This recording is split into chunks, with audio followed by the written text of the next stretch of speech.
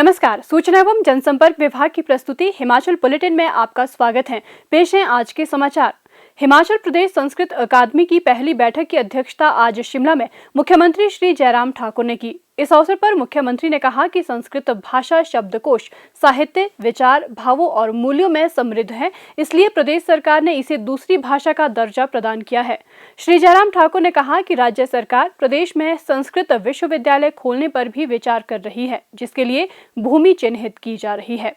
संस्कृत विद्वानों और संस्कृत अकादमी को इस भाषा को सामान्य भाषा बनाने के लिए सुझावों के साथ आगे आना चाहिए, ताकि विद्यार्थियों को इस भाषा के अध्ययन के लिए प्रेरित किया जा सके।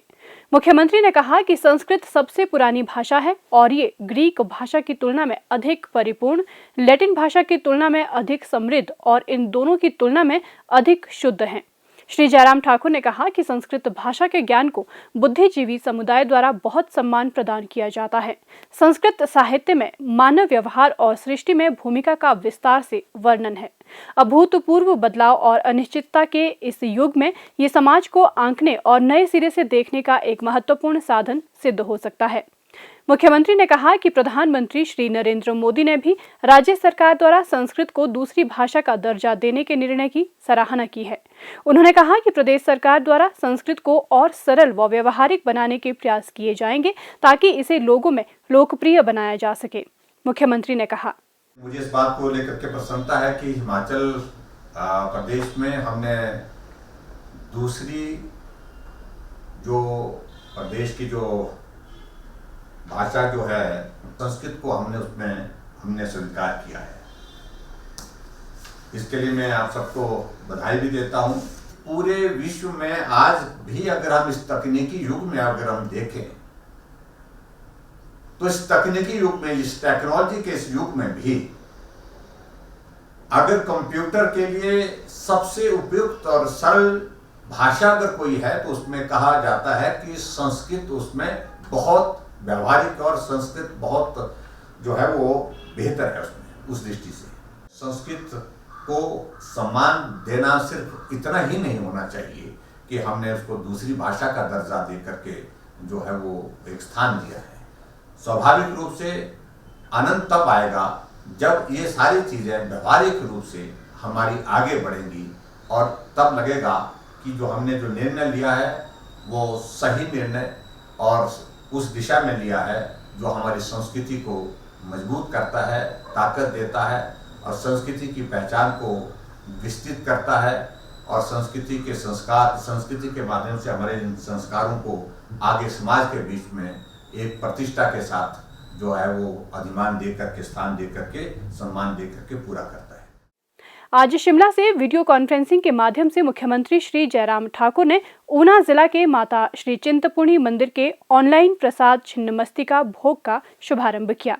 ये सुविधा आरंभ होने से लोग वेबसाइट www.matashrichintapurni.com/online-प्रसाद पर ऑनलाइन आवेदन कर माता श्री चिंतपूर्णी मंदिर का प्रसाद घर पर ही प्राप्त कर सकते हैं। इस अवसर पर श्री जयराम ठाकुर ने कहा कि कोविड-19 महामारी के दृष्टिगत राज्य में सामाजिक भीड़ और संक्रमण के फैलाव को रोकने के लिए सभी मंदिरों और धार्मिक स्थलों को बंद रखा गया है। मुख्यमंत्री ने कहा कि माता श्री चिंतपूर्णी मंदिर क्षेत्र का प्रमुख पवित्र धार्मिक स्थल है, जहां पूरे विश्व से पर्यटक आते हैं। राज्य सरकार यहां आने वाले श्रद्धालुओं की सुविधा के लिए बेहतर बुनियादी सुविधाएं और कनेक्टिविटी प्रदान करने के लिए आवश्यक कदम उठाएगी। श्री जयराम ठाकुर ने कहा कि प्रदेश सरकार धार्मिक पर्यटन की दृष्टि से हिमाचल प्रदेश को प्रमुख गंतव्य स्थान के रूप में विकसित करने के लिए प्रतिबद्ध है। श्रद्धालुओं और धार्मिक पर्यटकों को आकर्षित करने के लिए प्रदेश के सभी भव्य मंदिरों और धार्मिक स्थलों का विकास और रखरखाव सुनिश्चित किया जा रहा है।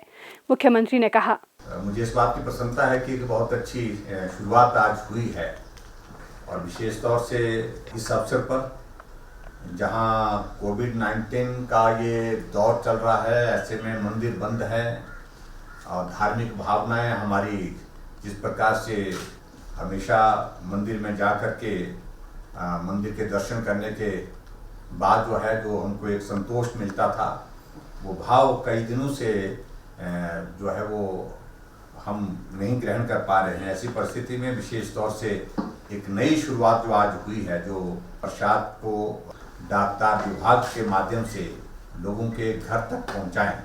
उस दृष्टि से मैं आप सबको बहुत बहुत धन्यवाद देता हूं और बहुत बहुत बधाई देता हूं। बहुत अच्छी एक शुरुआत है ये। देखिए, कुछ भी हो, ऐसी परिस्थिति में जहां हम एक दौर में से जहां गुजर रहे हैं, लेकिन हमारी आस्था, हमारी श्रद्धा अपनी संस्कृति, अपने संस्कार, अपने देवी देवताओं के प्रति, मंदिरों के प्रति कम नहीं होनी चाहिए। ये बहुत आवश्यक है और उस दृष्टि से लोगों को जोड़े रखना जहां उनका श्रद्धा का केंद्र है, ये हमारा दायित्व भी बनता है।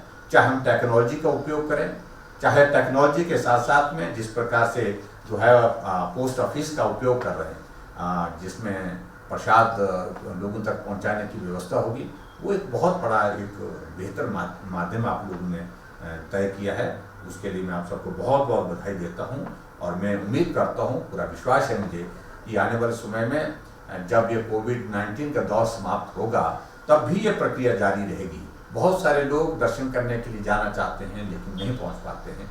उन लोगों को प्रसाद इस प्रकार से वहाँ से पहुँचाने की व्यवस्था ये हमेशा के लिए हमारी कायम रहनी चाहिए। ऐसा भी मेरा आप सबसे आग्रह है। प्रदेश में कोरोना संक्रमण की जांच के लिए आज 1439 लोगों के सैंपल लिए गए, जिनमें से 638 लोगों की रिपोर्ट नेगेटिव पाई गई है, जबकि 794 लोगों की रिपोर्ट आना अभी बाकी है। अभी तक 1,34,109 लोगों की जांच की जा चुकी है, जिनमें से 1,30,766 सैंपल की जांच नेगेटिव पाई गई है। आज तक प्रदेश में कुल 2,231 लोगों में कोरोना वायरस के संक्रमण की पुष्टि हुई है, जिनमें से 1,207 लोग इस बीमारी से ठीक हो चुके हैं और 995 व्यक्ति उपचाराधीन हैं। इस अंक में इतना ही। कल फिर होगी मुलाकात। दीजिए इजाजत। नमस्कार।